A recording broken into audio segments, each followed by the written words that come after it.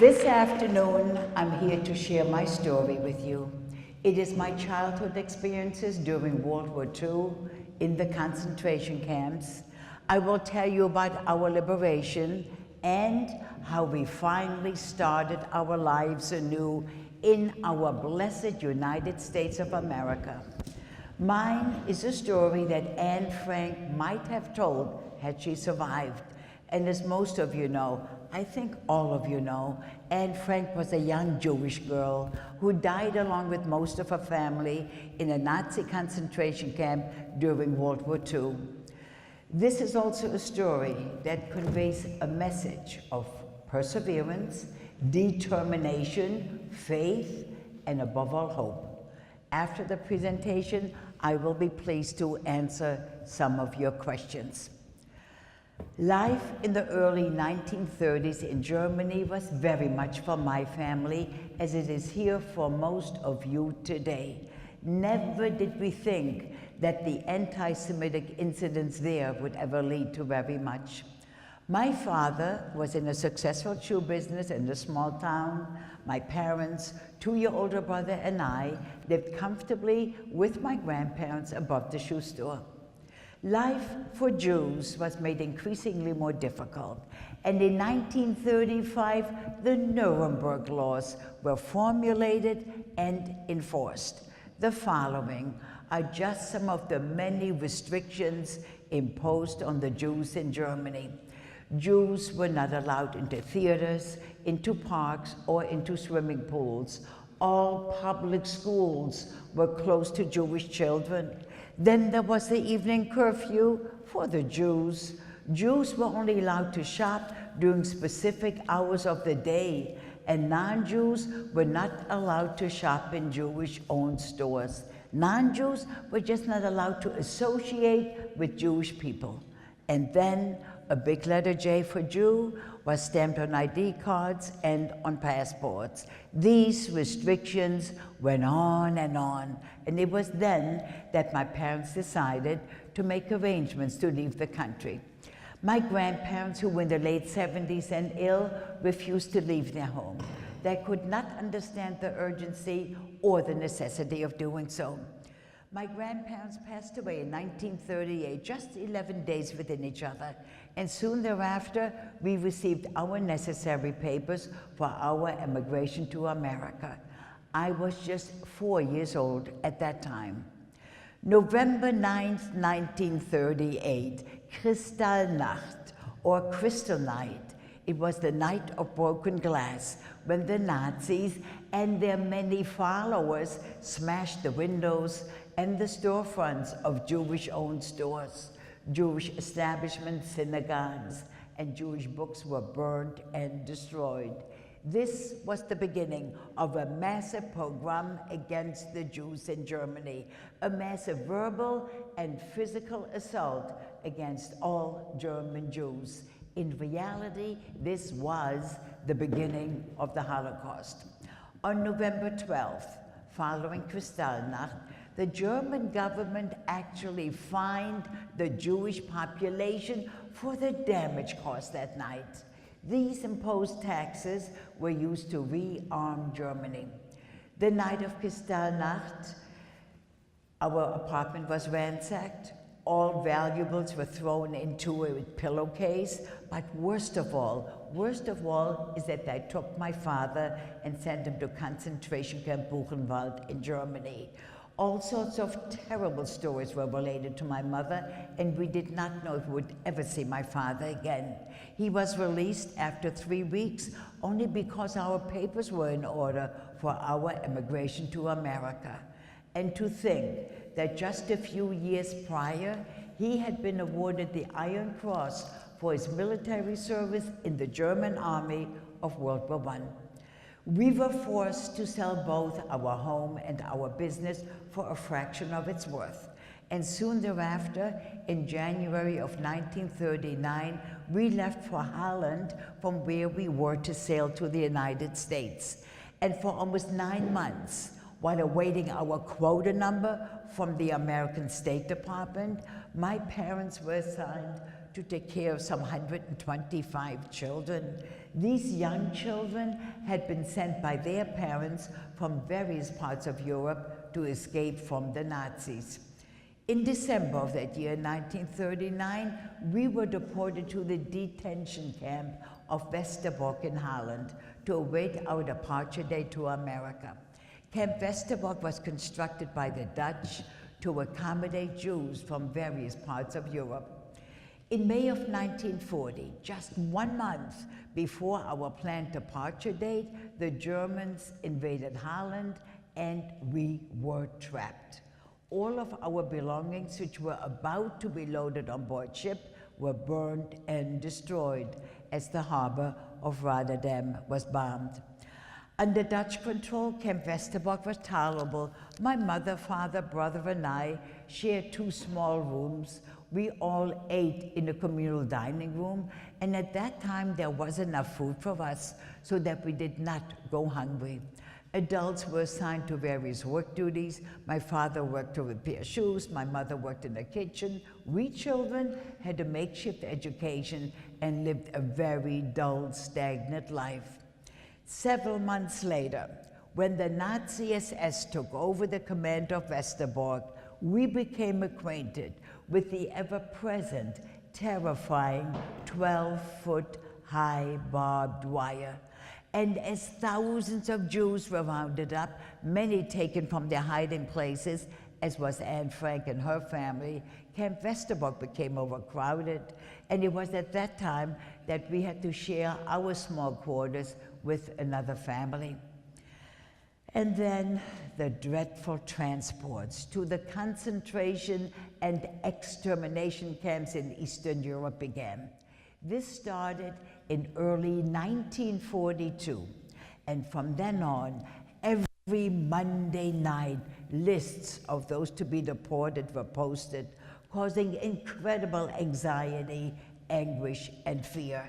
And then on Tuesday mornings, men, women, and little ones were marched to a nearby railroad platform from where they were transported. This area became known as Boulevard de Misère. It was an area of complete misery. At 11 o'clock on Tuesday mornings, the trains left for their destination. And of the total 120,000 men, women, and children that departed Westerbork, 102,000 were doomed never to return. In January of 1944, it was our turn to be shipped out. We children were actually glad for a change of environment. We were very naive, and we welcomed the move. We were allowed to take 1 knapsack each, and whatever we could stuff into it, we were permitted to take. When we approached the railroad platform and we saw the cattle cars in which we were to travel, our fears began to mount. Adults suspected, and they somehow knew what was in store for us. I remember that it was a bitter cold, pitch black, rainy night when we arrived at our destination, concentration camp Bergen-Belsen in Germany. We were pulled and dragged out of the cattle cars and greeted by the German guards who were shouting at us and threatening us with their weapons and with the most vicious attack dogs by their sides. I was a very frightened 9-year-old, and to this day, I still feel a certain sense of fear whenever I see a German Shepherd. Bergen-Belsen was divided into various areas. It was sectioned off and surrounded by electrified barbed wire. Guards were always in strategically placed high guard towers, and in the evenings, as soon as it would turn dark, the bright searchlights from above would constantly sweep the campgrounds. We were placed in a section that was known as the Sternlager, or the Star Camp, named so because we had to continue wearing that yellow star, which had been issued to us back in Holland. Men were on one side of the camp and the women on the other, and this did make it possible at times for families to get a glimpse of one another. We were placed in this particular section of the camp with the hope of being exchanged for German nationals in Palestine. Unfortunately, that hope never materialized for our family. 600 of us, 600 of our people were crammed into each of the crude, wooden, heatless barracks, meant for 100 when originally built. There were triple-decker bunk beds with 2 people sharing each bunk. German winters were bitter cold and very long. We were given only 1 thin blanket per bunk and a straw-filled mattress. And this bunk was our only living quarters, and that for 2 people. I was very lucky that I was able to share a bunk with my mother and that my brother was able to share a bunk with our father. But can you imagine 2 adults, 2 strangers, sharing a bunk under such horrendous conditions? A bunk that was no larger than the small cot bed that we're all so familiar with. I remember the first time seeing a wagon filled with what I thought was firewood for the 1 small oven that we had in our barrack. That oven, of course, was never used. I soon realized that what was in the wagon were dead, naked bodies, thrown one on top of the other. Toilets and so-called washing facilities were at a great distance in the most primitive outhouses. Toilets were long wooden benches with holes cut into them, one next to the other.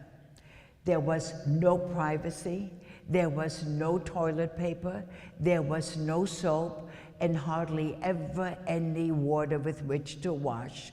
And in the almost year and a half that we were in Bergen-Belsen, never once were we able to brush our teeth. There were no trees, no flowers, nor did we ever see a blade of grass. And whenever it rained, we had to slush through the mud, adding even more misery to our already dismal existence. Every morning, every single morning, without fail, we were ordered to line up on a huge field. It was called an Appellplatz, 5 in a row as we were counted. We would have to stand there until each and every one of us was accounted for, often from early morning till late at night, without food, without water, no matter what the weather, without protective clothing. Frostbite was common.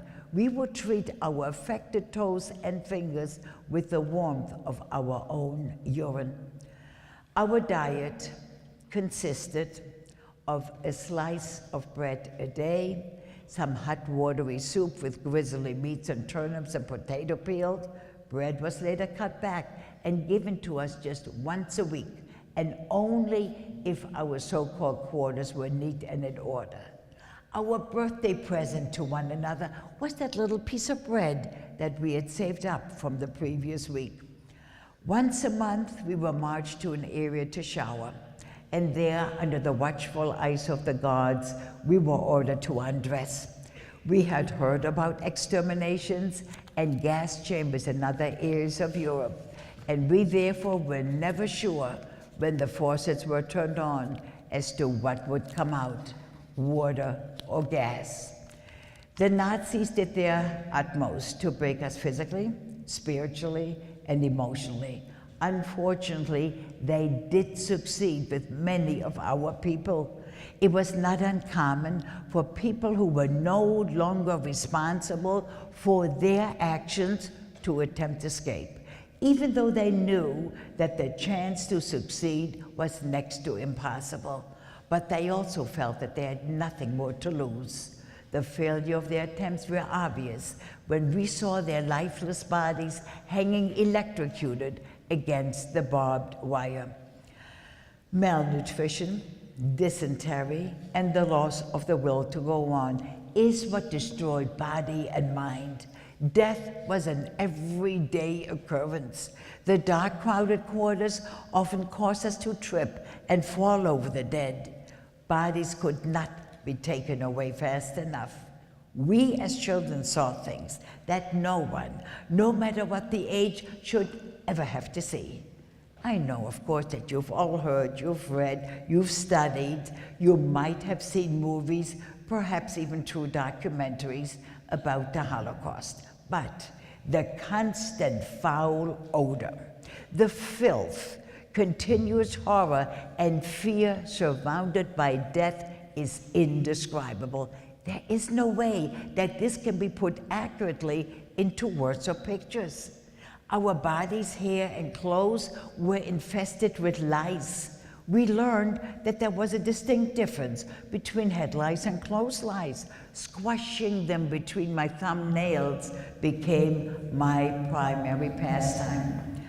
Much of my time was taken up with make-believe games. And one game, a game based on superstition, became very important to me. I decided that if I were to find 4 pebbles of about the same size and shape, that would mean that the 4 members of my family would all survive.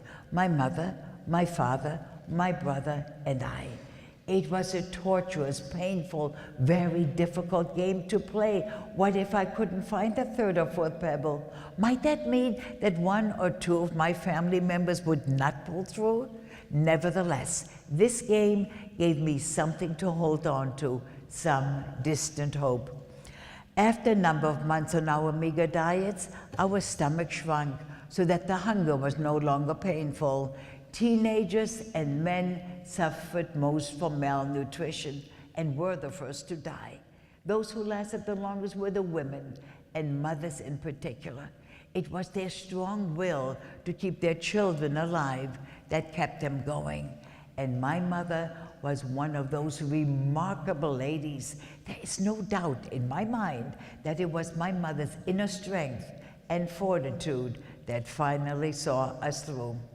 One day, my mother was able to smuggle some potatoes and some salt from the kitchen where she worked, and somehow managed to cook some soup in secret.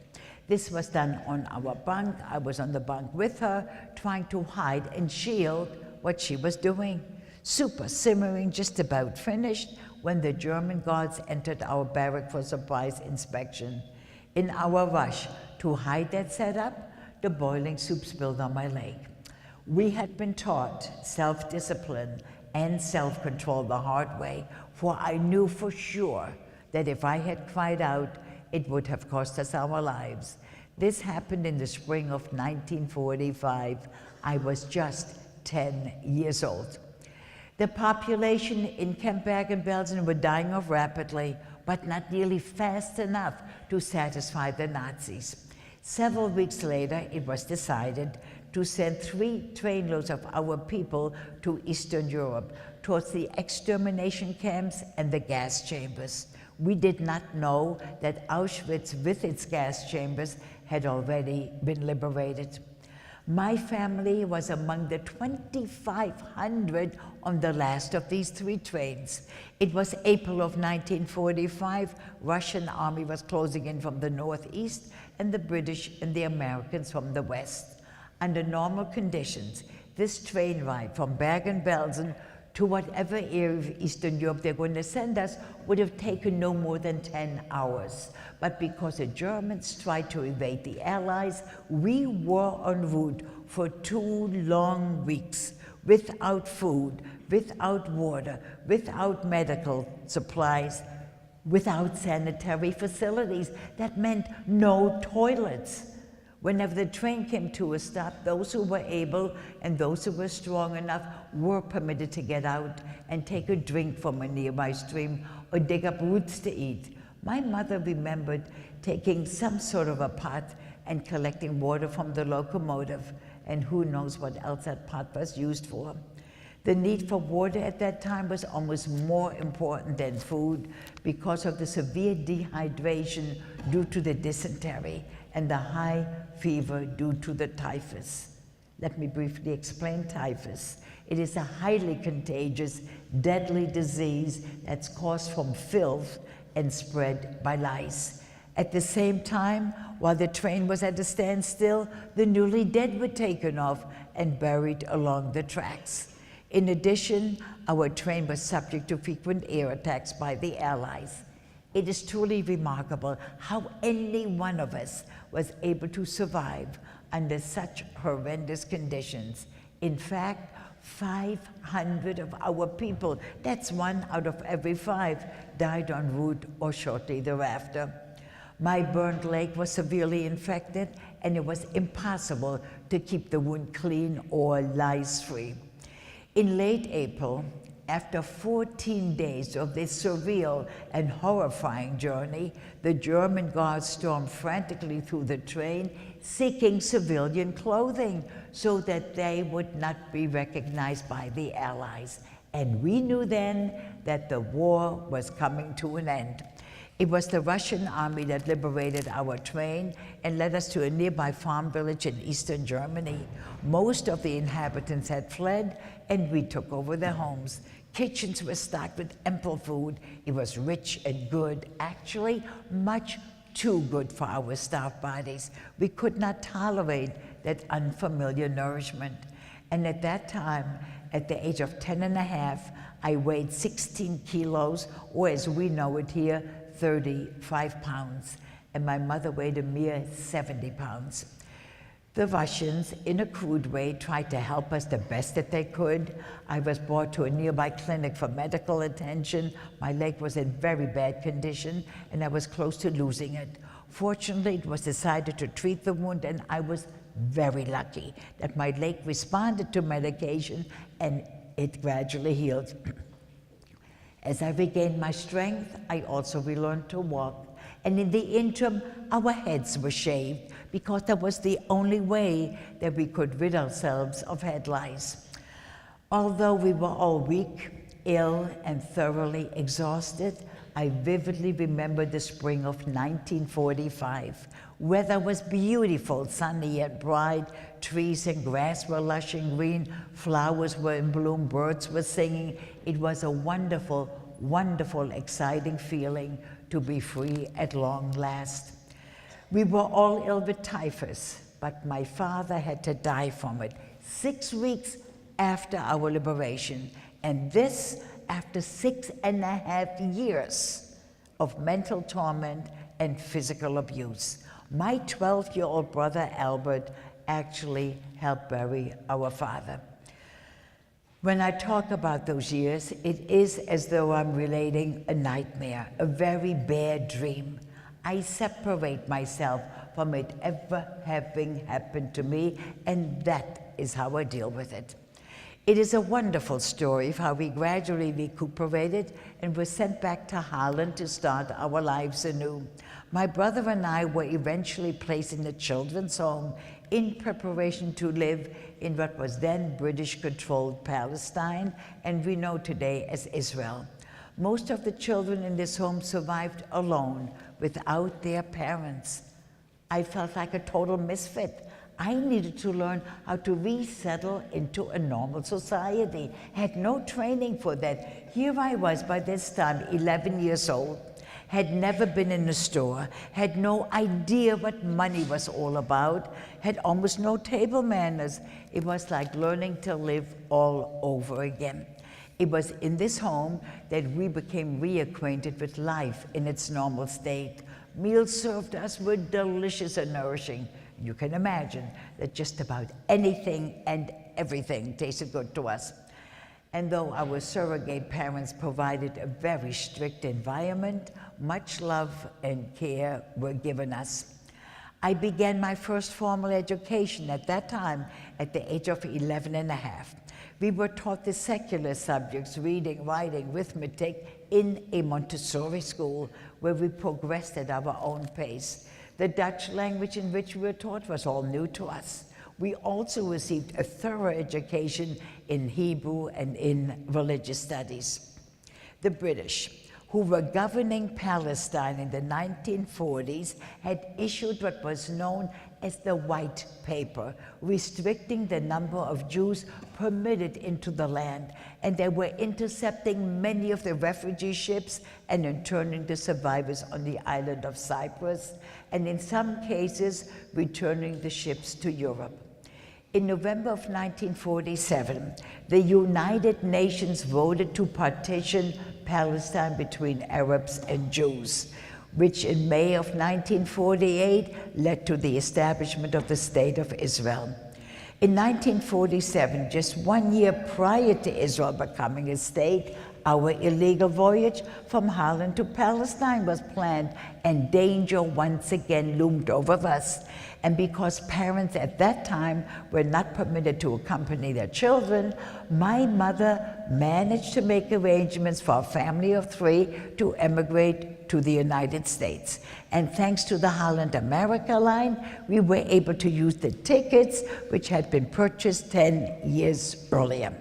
We arrived in Hoboken, New Jersey, April 23rd, 1948, by coincidence, exactly 3 years to the day of our liberation.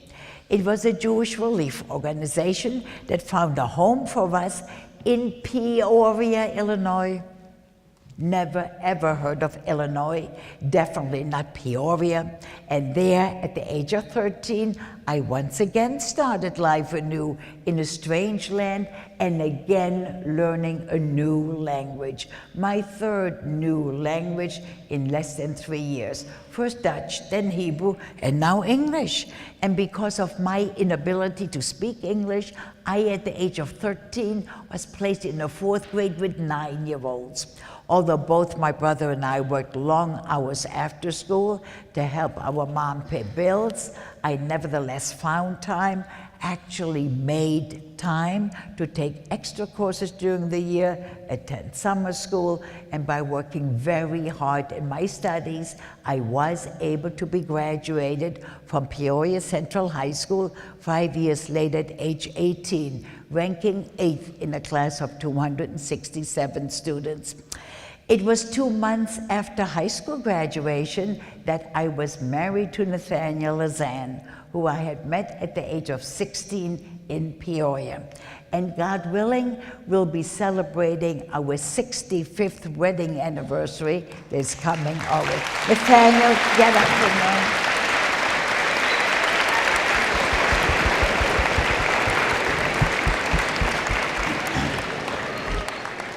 He deserves every bit of that applause, and then some. I am grateful. I am very grateful that I survived healthy in body, mind, and spirit, and that together with my husband, I'm able to perpetuate my heritage with a wonderful family. We have 3 grown children. All 3 are happily married and have given us 9 beautiful grandchildren and 3 extraordinary, magnificent great-granddaughters. Amazing, amazing. And in March of 1996, my memoir, 4 Perfect Pebbles, co-authored by Lila Pearl, published by Green Willow, division of HarperCollins. This is now in its 29th printing in hardback, available by HarperCollins, with a new 20th anniversary paperback edition. I don't know. They said it was a beautiful cover, and I wasn't so sure. In fact, I'm sure that I don't like it. And but they were in charge, and I guess that's it. You know, go argue with HarperCollins. Okay. Is available from the Scholastic Book Club. Has been translated into German, into Dutch. Just came out in Hebrew. Now they did a super job. And if you like, you may all read it in Japanese. Maybe there's someone here who can do just that. But above all, I'm so grateful that the story is in book form so that it can be passed on to future generations. And I'm thrilled that a documentary has been made entitled Marions Triumph with the actress Deborah Messing as the narrator. Been aired over PBS stations throughout the country these past several years. So you see that despite all the terrible things that happened to me as a child, my life today is full and rewarding. Before I answer your questions, I have a very important favor to ask of each and every one of you in this gymnasium. Although I've spoken to upward of 1 million students and adults over these past 20-some years, it still has not become easy. However, I do realize the importance of sharing that period of our history with you, simply because in a few short years, we will not be here any longer to give a first-hand account. Yours is the very last generation that will hear these stories firsthand. And I therefore ask you to please share my story or any of the Holocaust stories that you read and hear about. Share them with your friends, share them with your relatives, and someday share them with your children. And yes, even with your grandchildren. When we are not here any longer, it is you who will have to bear witness. As difficult as it is, the horror of the Holocaust must be taught, must be studied, and kept alive. Only then can we guard it from ever happening again. This is the very yellow star that I was forced to wear. It says Jude, which in German means Jew. It was just another way to denigrate us, to isolate us, and to set us apart from the rest of society. This represents the Star of David, a beautiful, meaningful Jewish symbol, but the Nazis made it so very ugly. Each of us, each and every one of us must do everything in our power to prevent such hatred, such destruction, and such terror from reoccurring. And we can begin by having love, respect, and tolerance towards one another, regardless of the religious belief, regardless of the color of our skin, regardless of the national origin. This respect towards one another must begin in our homes, around the kitchen table, the dining room table, wherever we gather as a family.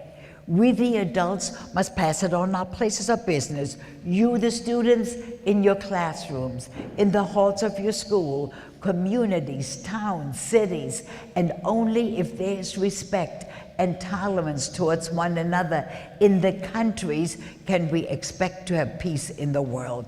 We must begin with you, the students. We must begin with our children. Let us treat people as individuals. Let us look for similarities and respect the differences. Let us build bridges and reach out towards one another. And we must be true to ourselves and not blindly follow a leader without thinking ahead and searching our hearts and our minds as to what the consequences might be. It is not cool to follow just anyone's lead without first checking to see what his or her true intentions are. Please remember these messages. Share them with your friends who are unable to be here this afternoon. Share them, remember them, but above all, let us all live by them. We are all aware, or we should be, that 6 million Jewish people were murdered during the Holocaust of the Second World War. The big city of Los Angeles has a population of approximately 4 million. Can you possibly imagine the entire population of Los Angeles wiped out plus another 2 million? The 6 million also represent 1/3 of the entire pre-World War II Jewish population. Among them were 1.5 million children, children just like you. We also need to remember that there were 5 million non-Jews who lost their lives. Among them were the righteous Gentiles, as we refer to them, very, very special people. Non-Jews who jeopardized their lives to save Jewish families. They would hide them in the attics. They would hide them in the basements. Farmers would hide them out in the barns. They were hidden in convents. And when these good people were caught doing what they felt was the right thing to do, they also were deported to concentration camps, and in many cases lost their lives. And that brings me to another message. We must never generalize and judge an entire group by the actions of some within that group. These are all universal messages, messages that each and every one of us is familiar with to varying degrees, but need to be reminded of over and over again. And this certainly was a good opportunity to do so. These messages are the lessons learned from that dark period of our history, and certainly apply to today's world situation, and definitely to our own individual lives.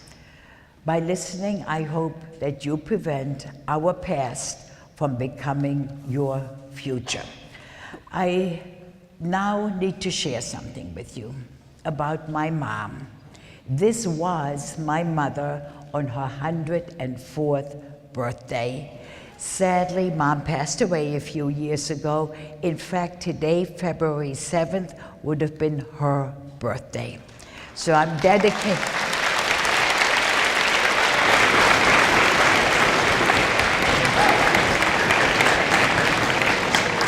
So I am dedicating this afternoon's presentation to my mom, to my father, and to my brother. Okay, my mother was amazing. She took one medication for high blood pressure. I decided long ago that Tylenol is not a medication. I need, let her put her right here for you all to admire. Okay, stay. There were two things that my mother demanded of my brother and me when we came to America. Number one, learn English. Learn it quickly, learn it completely. Number two, work as hard as you can in order to succeed. She was a remarkable lady. She was 40 years old when she came to this country, and she spoke and wrote a magnificent English. Amazing, amazing person. When we would be home, and home for us is the South Shore of Long Island in New York, we would see my mom all the time. She lived in her own apartment with help towards the end. And when we would travel, and oh my goodness, do we travel. January, last month, 3 round-trip flights. This is the first of 2 this month. Last year, 21 round-trip flights. That's a lot of schlepping.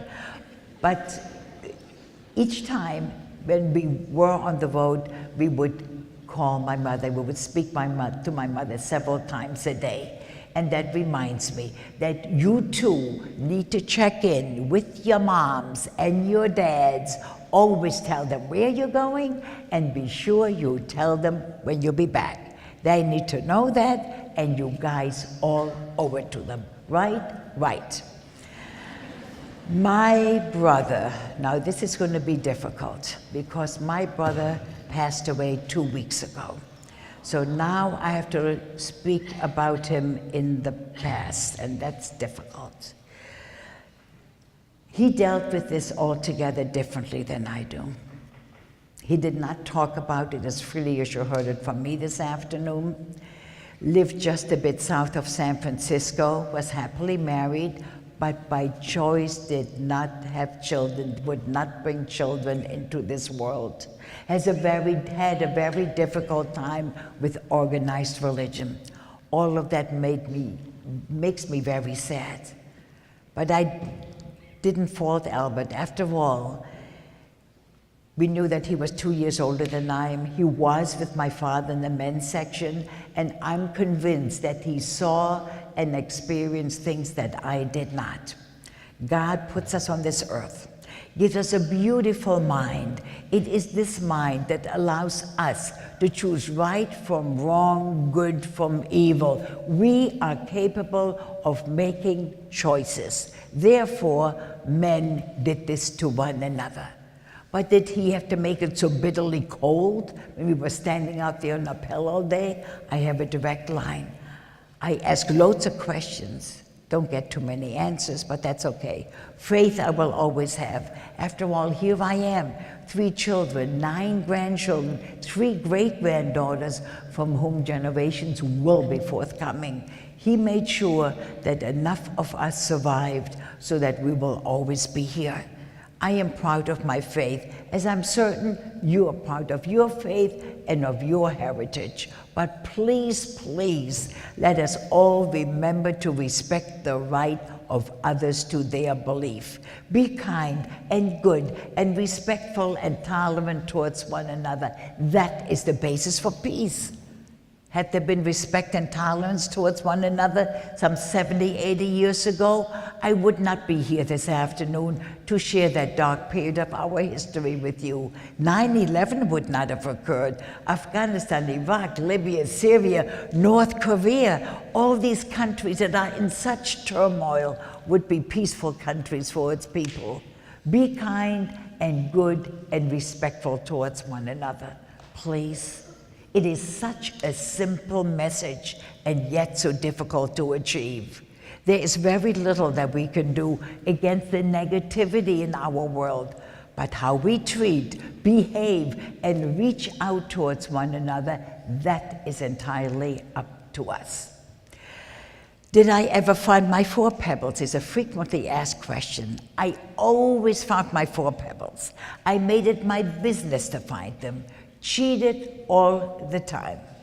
When I would find them, I put them in a safe place. Next time I would search for them and I couldn't find the 3rd one or the 4th one. Well, I knew exactly where to go and pick them up. Maybe that was cheating, but it was my game, and guess who made the rules?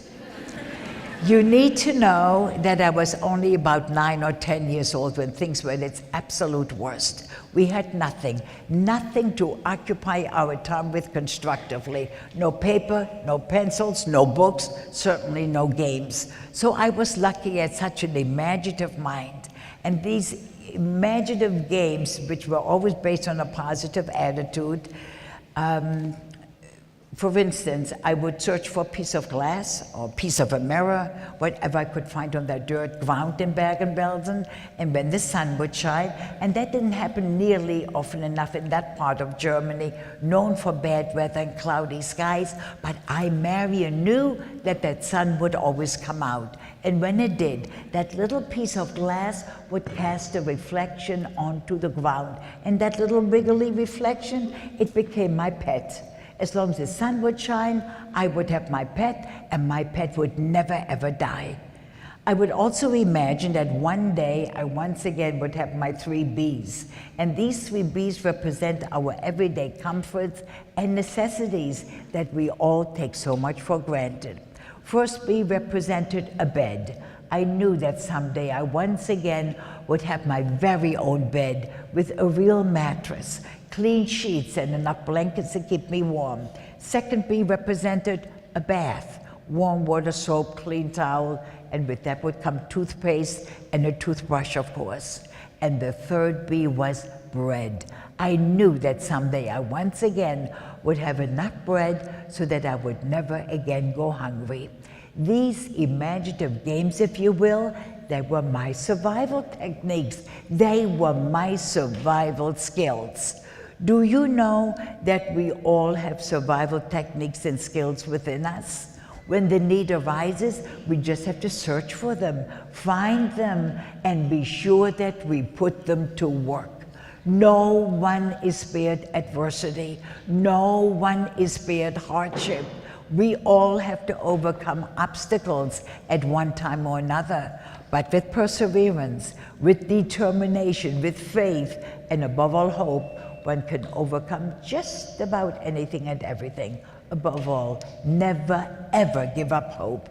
It is not so much what happens to a person, it's how we deal with the situation that makes the difference. I came to America and I got acquainted with potato chips.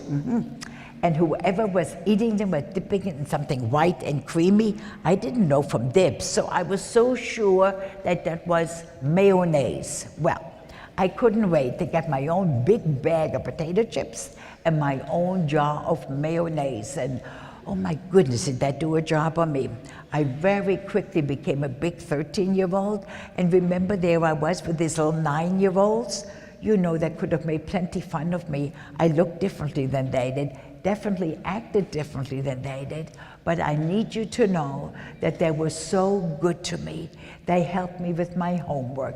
They included me in their games. I hope that when a new student comes into your class, in your school or community, that you too help him or her to adjust to a new situation. Put yourself in his or her place, how you might feel if you're placed in a strange and new environment. Be kind and good and respectful towards one another, please. And you, the students here at the Redlands East Valley High School, you are so fortunate to be receiving a good education in a beautiful environment with dedicated teachers and principal and assistant principal, and above all with a Mrs. Harper and a superintendent. Do not take your educational opportunities for granted. Make the most of it. Give your studies that extra measure of hard work. You will never, ever regret it. Nathaniel's from New York. He went to Bradley University in Peoria, lucky me. He went home on vacations, and way back then in the 1950s, long-distance telephone calls were very expensive. There were no computers, there were no emails, but for a 3-cent stamp, there really was such a thing as a 3-cent stamp, we would write to one another every single day. Major, major, major problems. In his letters to me, he would add 5 words. Now, Nathaniel, look, I know there were more than 5. There were 10, 15 words at least that he asked me to define and put into a sentence. That's a lot of nerve with all I had to do. But I knew he meant to help me with my English, and I guess it did work, so thank you, Nathaniel. I, on the other hand, would write my letters in rough draft with the dictionary by my side, and only when I was satisfied with the way the letter was written would I dare mail it to him. Talking about a dictionary, my father always carried a little chunky German-English dictionary with him, and he would study the vocabulary in secret whenever possible, always with the hope that someday he would reach America. When we came to the United States and approached New York Harbor, we were told the night before that if we wanted to see the Statue of Liberty, we needed to be on deck bright and early the next morning. Well, you can be sure that each and every one of us was on deck to greet and be greeted by that magnificent symbol of freedom, the freedom that had been denied us for so many years. And to this day, when we crossed the Verrazano Bridge, Redlands may need an explanation. Okay, the Verrazano Bridge is a long bridge in New York that connects the borough of Staten Island with that of Brooklyn. And when we reach a certain point on that bridge, I will always crane my neck to see the Statue of Liberty. It's a most magnificent, beautiful, meaningful sight. Next time when you're in the big city, make it your business to visit the Statue of Liberty. Any questions before I go on? We returned to Germany. Oh, yeah? We are all the way in the back. Stand up, please, so that, okay, let's see how, okay, one at a time. 1, 2, okay. Ladies first, I'm sorry, that's the way I am. Okay, go. Did you ever resent Germans for what had happened, or were you able to move past that and to Did forget? I ever blame Germany? Tremendous blame on those that are directly responsible for what was done to us. I'll never, ever forgive those that are directly responsible. Remember, We don't generalize and judge an entire group by the actions of some within that group. But those who were directly responsible for it, I will never forgive. They didn't just step on my toes accidentally. This was very carefully thought out. And Germany at that time, in the early 30s, was one of the most cultured nations in the world. And this is how they used their brilliance, their intelligence. And these men and women went home to their own families at night as though they had a 9-to-5 job. Forgiveness does not, they don't deserve that, no way. And I can only speak for myself. I cannot speak for the millions and millions and millions who lost their lives and the generations that would have followed those millions. So many were lost. Okay, I hope I answered your question. I think I did, okay. I happen to know, I mean, I do know that forgiveness is very important in many religions, but this is just different, altogether different. You don't just blatantly forgive people. You have to use your own mind and decide for yourself if forgiveness is deserving. Okay, go ahead. When you were in the concentration camps, you said you had imaginary games. Did you have any companions besides your family? I had what?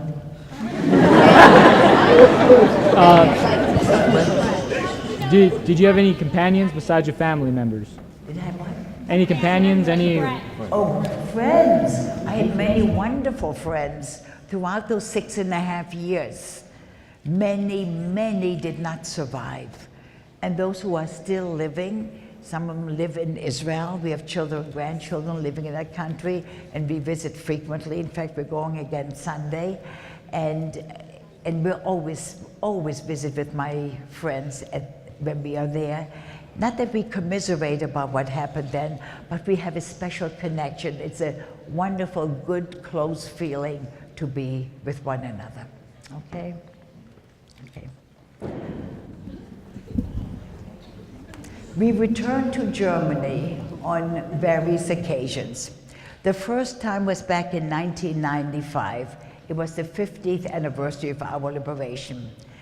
And we visited my father's grave. And the reason my father and about 60 others had a private resting place in that farm village where we were liberated was because they died after some of the chaos had subsided. Those who died early on were all buried in mass graves. We went to Bergen-Belsen, and Bergen-Belsen looks nothing the way I remembered it. Had been burned down under the direction of President Eisenhower, who was then the commander of the Allied forces, because the conditions of the camp would have created tremendous health hazards for that entire region of Germany. So today, other than the newly built documentation and exhibition centers, Bergen-Belsen looks like a park. Green grass, shrubs, really not bad looking at all, except for mounds everywhere. Mounds with flags that read, "Here lie 1,000, here lie 2,500. These are the mass graves of our people."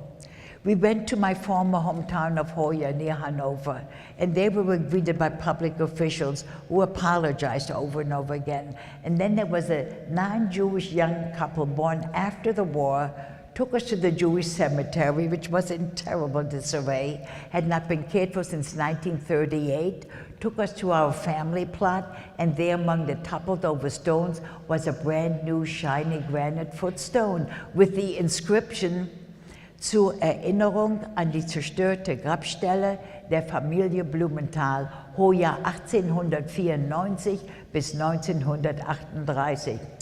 In memory of the desecrated plot of the Blumenthal family, Hoya 1894 to 1938, placed there by this non-Jewish young couple, unbeknownst to us. A most beautiful, generous, kind gesture. I never thought that I would refer to non-Jewish Germans in such glowing terms. And it's people like these that renew one's faith in humanity, that become wonderful, dear friends of ours. And each time we return, I speak in schools and universities and churches, do so in German, tremendously well received but also difficult for today's young people in that country to hear. After all, it happened by their own grandparents and great-grandparents' generation. It's a huge, huge burden for these young people, and unfortunately, it will be their burden for generations to come. And then we returned a number of years ago because a new high school in my former hometown was named in my honor. So now we have the Marion Blumenthal Oberschule in Hoya.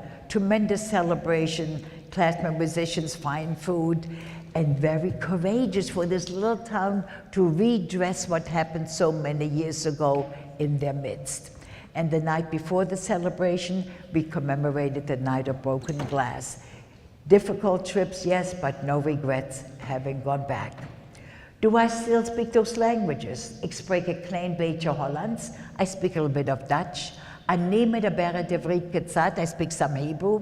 Ich spreche ein sehr gutes Deutsch, speak an excellent German, and I do speak some English. Did I ever meet Anne Frank? Yeah.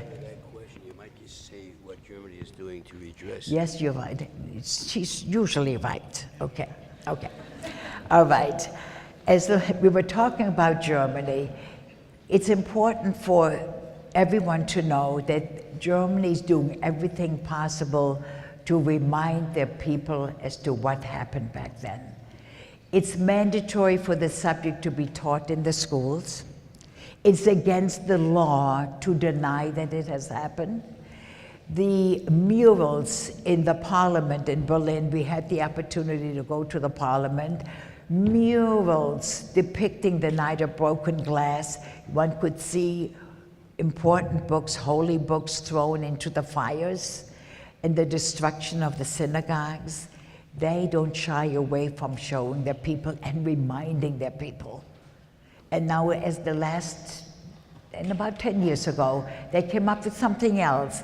Ein Stolperstein, a stumbling block. You don't really stumble over it. It's a metal plaque deeply embedded in the sidewalk in front of the home where the person once lived and never returned to.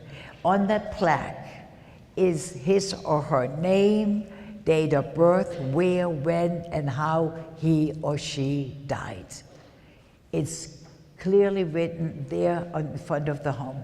So they continually remind their people, and that has to be commended. Did I ever meet Anne Frank is a frequently asked question. She was in the same camps I was in.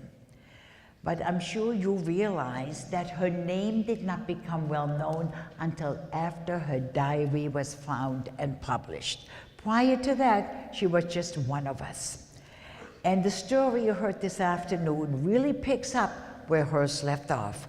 We only know her story while she was in hiding. We know nothing about her experiences while she was in the camps.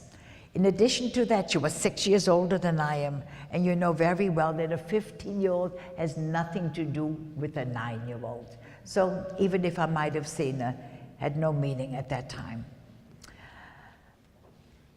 Any more questions? Okay, young lady, go ahead. I was just going to ask if you have a number tattooed. Okay, good. I'm glad you asked that, I forgot. I do not have the number. The question is, do I have a number or a tattoo on my arm? I do not. This was not done in Bergen-Belsen. It was only done in the concentration and extermination camps, camp of Auschwitz. For no reason whatsoever, other than to torment our people, inflict pain, and to dehumanize. No more name, just a number. And these men and women went home in the evening as though they had a 9-to-5 job. I mean, it's just something that's a mentality we'll never, ever understand. Okay? Okay. September 11th, 2001. None of us will ever be allowed to forget that date as long as we live. At that time, Nathaniel and I were in Florida, visiting children and grandchildren. And because all planes were grounded, we chose to drive home.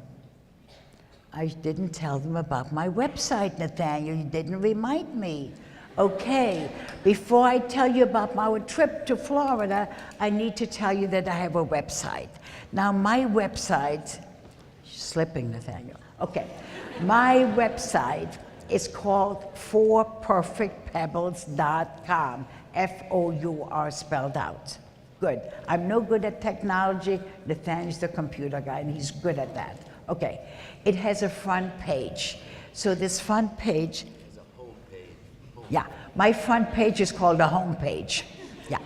So, and that front home page has an icon in the front, and this icon, you told me it was red icon. Red YouTube. It's also a YouTube, and it's an icon, and it's red. And if you select it, now I'm doing much better, select is a good term.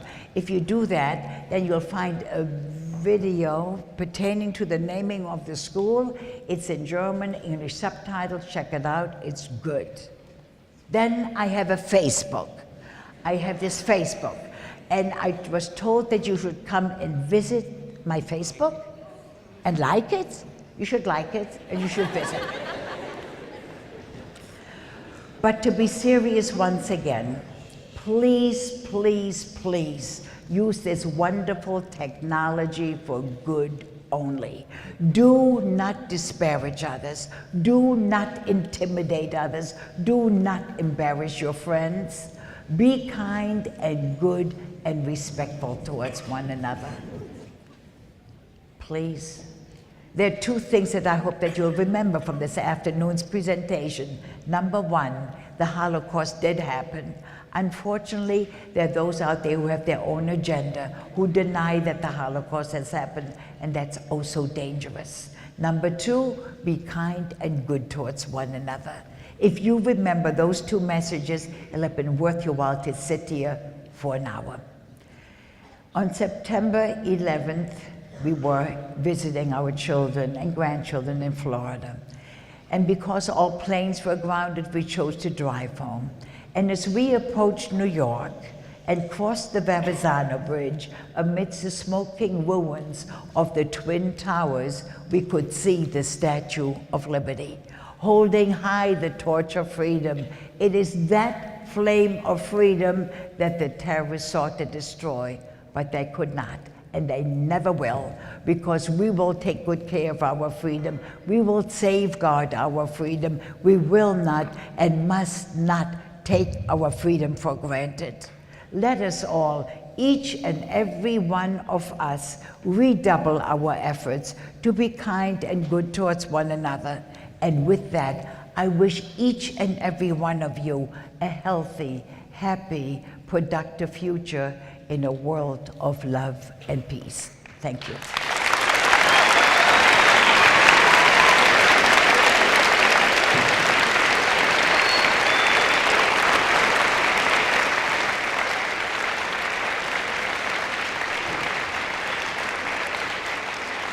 Okay. Now, I need 2 more minutes of your time. I'd like to share a song with you. Not to worry, I won't sing. It's the title song of a musical, For Perfect Pebbles, written by John Holt of Pittsburgh, Pennsylvania, and sung about 15 years ago by an 11-year-old girl by the name of Lyric. Listen to the lyrics, you'll find them very meaningful. Okay, young man, your turn to push the button.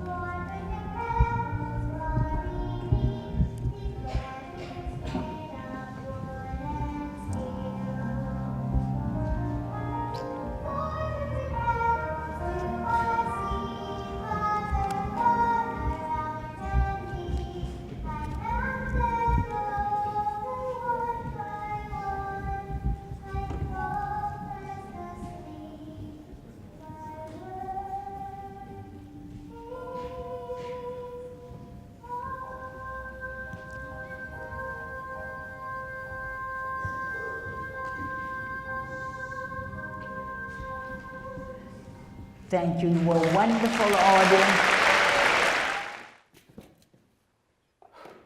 Okay, so today we got the honor, the pleasure of having Marion Lazan come to our school, and now we get to interview her.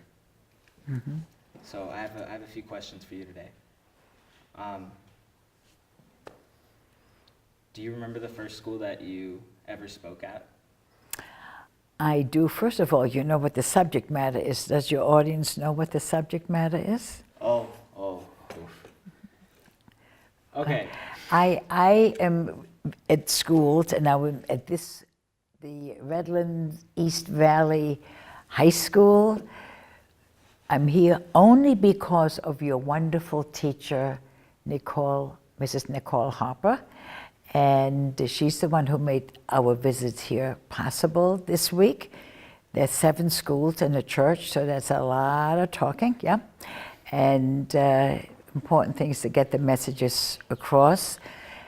I'm here to share my story with you. It is my childhood experiences during the Holocaust. And I talk about my years in the camps, 6.5 years. And I share our experiences during the liberation and how we started life anew here in America. And that's why I'm here.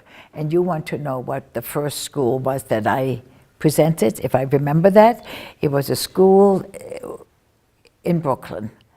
And it was very interesting. I thought they were going to take me into a classroom. I said, I can talk to 10, 20 students, that's okay. But they took me into the auditorium, and there were hundreds and hundreds of students, and I did not know that was good. So I was a little taken aback, but it turned out to be just fine. And my mother was with me at the time. She was sitting in the audience. And one of the questions that the students put to me was, where is your mother now? So I said, my mother is sitting right there. And they all stood up and applauded her. And they just said, that was after they heard the story and they realized and heard how important she was to me. Right? Yeah. Do you remember their reactions at all? I just said they were tremendously, tremendously responsive and receptive to the story. And they were particularly very excited to greet my mom. Because that was a complete surprise to them that she was in the audience. Okay, so I know you have a book. It's called 4 Perfect Pebbles. What prompted you? This is the book, 4 Perfect Pebbles. That's a 20th anniversary edition. This is actually the original book, okay? And I'm pictured there at the age of 7. This is the 20th anniversary of the book, paperback from HarperCollins, and with a different cover, which I don't know if I'll ever get used to, but I understand that's very receptive, and you young people seem to identify with this, so this is that. And you want to know why or how. What prompted you to write your book? Okay, it wasn't my idea whatsoever. Lila Pearl, the co-author, heard me speak to middle school students, and she saw their reaction, not all that much different than what you saw here this afternoon. And she then asked whether I would work with her to put the story into book form. So we worked together with the help of my mother and my brother, because much I do not remember. I was 4 years old when it all began. So with their help, the manuscript was completed in a year and a half, and that was it. And it was accepted almost immediately, because it's nonfiction. There are many historical fiction stories pertaining to the Holocaust, and not all that many that are nonfiction, that are memoirs. Yeah. So. Can you explain, I know that you talked about it when you talked to everybody else, but can you explain a little bit more about the Pebbles? Okay, you need to know that I was only about 9 or 10 years old when things were at its absolute worst. We had nothing to occupy our time with constructively. And I was very lucky, had such an imaginative mind, a very imaginative mind, and I made up games for myself. And these games were all based on a positive attitude. For instance, one of the games based on superstition, I would search for 4 pebbles, 4 stones. And in my mind, if they were about the same size and shape, and I would find them, that would mean to me that the 4 members of my family would all survive. My mother, my father, my brother, and I. Very tough game to play, because whatever couldn't find the 3rd or 4th pebble, might that mean that 1 or 2 of my family members would not pull through? Nevertheless, this game and other games that I played, that gave me something to hold on to, some distant hope, and it worked for me. And I know I have a question that says, how did you cope day to day? But that kind of, the games. That's games helped you right. cope. How did I cope? Well, I made up these games, but mostly I was fortunate, tremendously fortunate, to have had my mother with me all the time, always.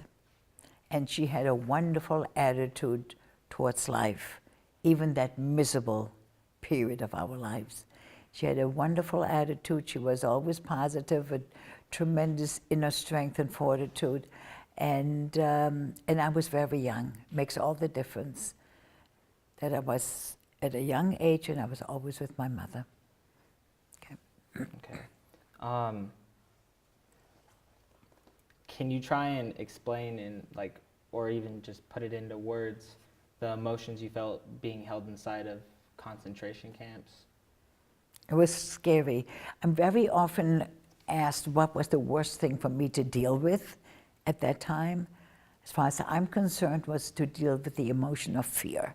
I was always afraid of what would happen to us next, afraid of who would die next. Would my mother come back from her work duties? Fear for me was the worst thing to deal with. Yes, we were hungry. Yes, we were thirsty. We were in pain because there was no medication. There was nothing. But for me, the fear. Okay. How do you feel about the rise again of Nazis and anti-Semitism in America? It's awful, it's terrible, and it's frightening. And I always say I fault the media for giving those Holocaust deniers and those who are the skinheads and whatever else they're called, I don't know. The media gives them way too much attention.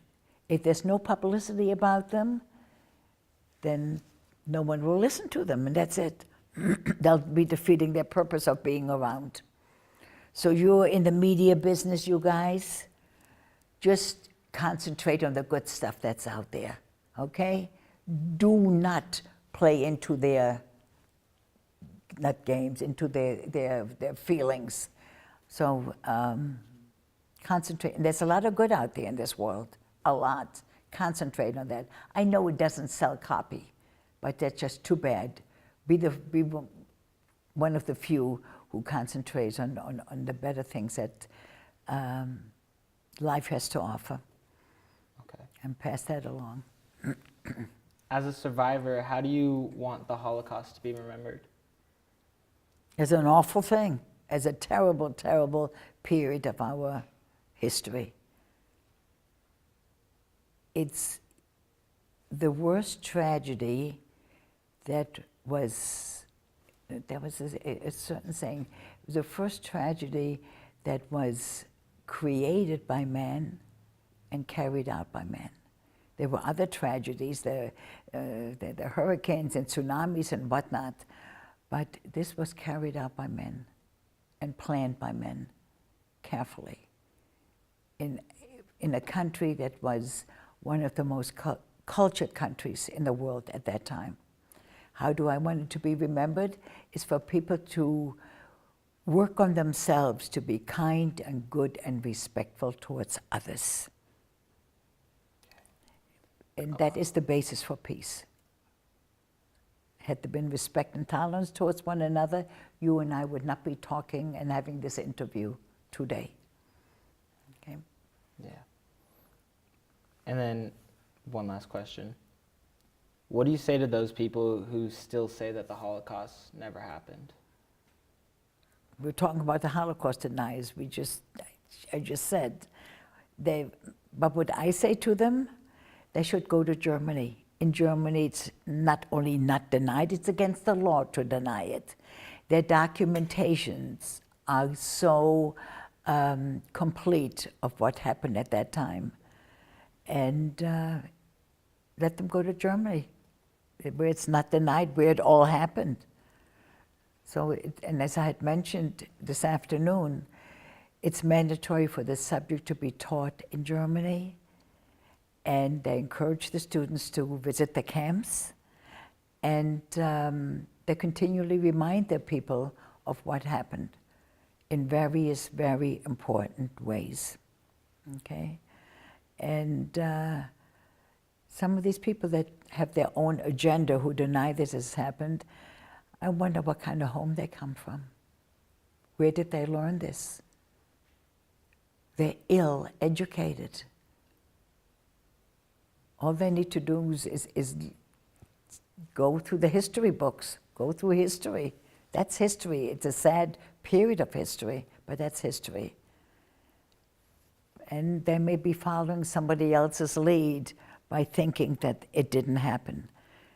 Why don't they use their own minds instead of leading and following somebody else? Okay. Well, before we finish this interview, I know you actually have your star. Yeah. Okay. This, I know you want to see that. This is the very star that I was forced to wear. Which way do I show this? This is, and my mother saved that. She saved the documents that are in the book. She had tremendous foresight. And this star says, on it, it says Jude, which in German means Jew. It was just another way to denigrate us, to isolate us, and to set us apart from the rest of society. And this, of course, represents the Star of David, which is a beautiful Jewish symbol, very important symbol.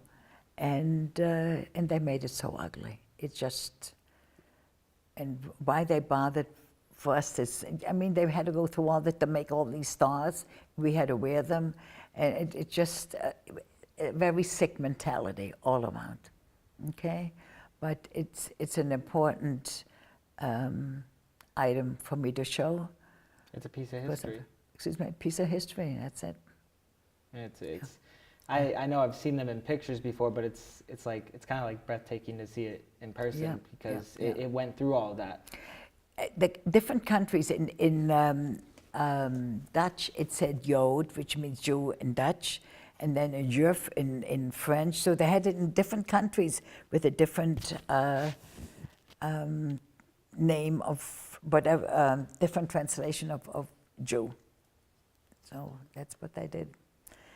Sick mind. Okay. So I have the book. I also have a documentary that it's Marions Triumph, and it's narrated by Deborah Messing, and it's been aired over PBS stations throughout the country the past several years. And it was John Shore. He was receiving his doctorate, I think, up in Oakland, California. I'm in California, okay. And he was watching Schindler's List in the theater, and there were students there, and they were giggling and laughing, and he said, oh, no, they've got to do something about it. And he contacted me. He knew about my background. How he knew about me, I don't know, but he did, and contacted me, and he wanted to make a documentary. He worked very hard to. What year did you guys come out with the documentary? Excuse me? What year did you guys come out with the documentary? That was about 2002 or 3, early on, yeah. Mm-hmm. So, And anyway. I also heard earlier that you've spoken almost over 1 million students. Beyond. It's way beyond 1 million students and adults over this past 20-some years. And it's important that it's done now because we're running out of time. Your generation, Chris, is the very last. They'll hear this firsthand and have your questions answered. And above all, made to understand the lessons learned from that dark period of our history. And these lessons work right in with character education, something we all need. Okay? Yeah. Well, I just want to personally thank you for Hello. flying all the way down here from New York to come and talk to. But the of Redlands course, School it's District. Mrs. Harper who is responsible for this trip. 3 years ago, it was somebody else. It was a Ken Bowman who made sure that I got here. And I don't know, we were home in not too very long, and I get this email or call from Mrs. Harper, and she said, we need to have you back. And she worked on this, and she made it happen. So I she was remember seeing you 3 years ago, and I actually have a funny story. So I was on crutches. Everybody who knows me knows that I broke my knee my freshman year. And I was sitting on the floor, and Nathaniel actually walked up to me, and he offered me his seat my freshman year. And I thought that was the coolest thing. I've told so many people about that. He's a gentleman and a Yeah, scholar. he is, and yes, I he just is. want to thank you for that so much. But yeah, no, yeah. So, but I just want to wish your listening audience, the students, and whoever has the privilege of watching your documentary, in a sense, a healthy and a happy, productive future in what we hope will be a peaceful world. Well, thank you very much for that. Thank you, Chris. Good job. Thank you. Am I allowed to say that? Good job. Yeah. I'm allowed to say that. I think I can say anything I want to say. You can. It's your interview just as much as it's mine.